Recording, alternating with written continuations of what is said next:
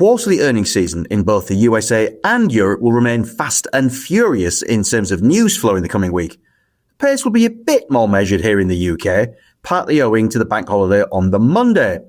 Nevertheless, the select list of results and trading updates should be no less informative of that, and names which may be worthy of further scrutiny include the following: IWG on Tuesday the 6th of May, Card Factory, Smiths News and JD Wetherspoon on the 7th, and Intercontinental Hotels, Airtel Africa, Mondi, IMI, Derwent London and Harbour Energy on the 8th.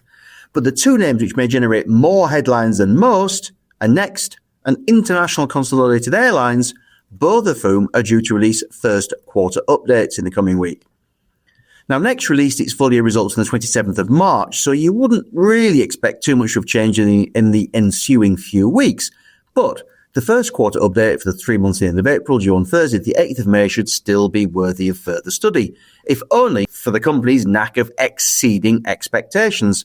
A knack it demonstrated yet again in March, when Chief Executive Simon Wolfson nudged up expectations for full price sales and pre-tax profit for the year to January 2026. That positive steer has helped to take Next shares to new all-time highs despite wider stock market volatility. Doubtless investors will be looking for more of the same, and the first two numbers to which they look will be growth in full price sales, where Lord Wolfson has steered the market to expect growth of 6.5% in the fiscal first half and 5% for the whole year. And then that second number will be pre-tax profit, where Next currently expects an outturn of £1.066 billion, 5% higher than fiscal 25's outturn of £1.01 billion. Thereafter, analysts will dig into full price sales trends at the UK online and physical retail operations, the online international arm, financing, and how the Next platform continues to drive internet sales in particular as it adds more brands. More than 40% of Next online sales in the UK now come from brands other than Next's own. Analysts will also look for any update on incremental costs from wages, national insurance contributions, and packaging taxes, which the firm currently quantifies at £73 million, a figure which the company expects to cover through increases in full price sales, and also £71 million in cost savings that relate to electricity, increased efficiency across stores and warehouses, and product sourcing. No doubt comment on trade, tariffs, sourcing, and shipping will be of interest too, and analysts may also ask if Next has decided whether to raise fresh debt once a £250 million bond matures in August.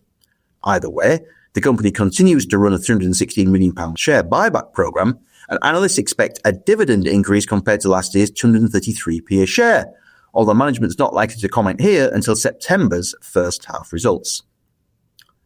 Another company where there is an ongoing share buyback and analysts expect both higher profits and dividends in the year ahead is International Consolidated Airlines, or IAG. It's the parent of British Airways, Iberia, Aer Lingus and Vueling. However, the shares have hit a bit of an air pocket of late, perhaps due to anecdotal evidence of a slowdown in tourist bookings from Europe to America, and also profit warnings from carriers stateside about weaker business and consumer travel owing to concerns over the economic impact of tariffs and trade wars. The first quarter results from IAG are due on Friday the 9th of May, and analysts are looking for first quarter pre-tax profit of £133 million, although you could drive a wide-bodied aircraft through the range, which goes from £34 to £362 million. I guess that's a sign of how volatile airline earnings can be. The outcome a year ago, by the way, was a loss of £87 million. With an eye on not just the first quarter, but also the rest of the year, analysts and investors will then dig into a range of key profit drivers and performance indicators, such as capacity growth, forecast to be 3% in 2025, but still rather at the mercy of supply bottlenecks at Boeing and Airbus. Load factor, which was 86.5% last year.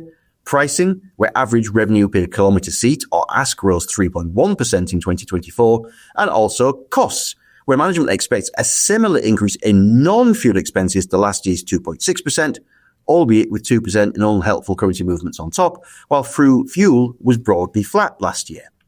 Now, for the whole of 2025, analysts are looking for an operating profit from IAG of €4.6 billion, up from €4.3 billion last year, though I doubt boss Luis Gallego will comment on that at this early stage in the year. Any comments on capacity, though, will be worthy of note, given how IAG spent less than thought in 2024 and has scaled back capex for 2025 due to delays in both delivery and maintenance because of those supply constraints and bottlenecks. IAG took delivery of 19 aircraft last year when it spent 2.8 billion euros. Just to close, one other company report that always gets headlines is that of Warren Buffett's investment vehicle Berkshire Hathaway. The American firm's due to report on the bank holiday weekend, and the mix of assets between cash, bonds and equities will be key. Buffett's been selling stocks and building cash for some time, a view that's looked pretty smart, at least so far this year. I hope that you and your families are all keeping well. Thank you for watching, and I look forward to seeing you again next time.